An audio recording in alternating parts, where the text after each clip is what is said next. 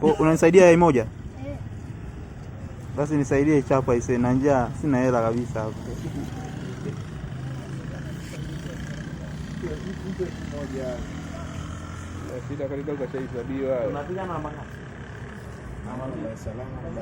Ndio hilo.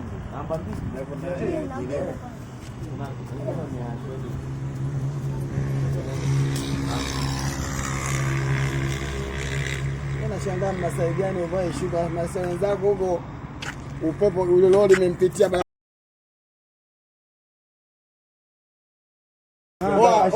Oscar sanza kucheka kwenye gari.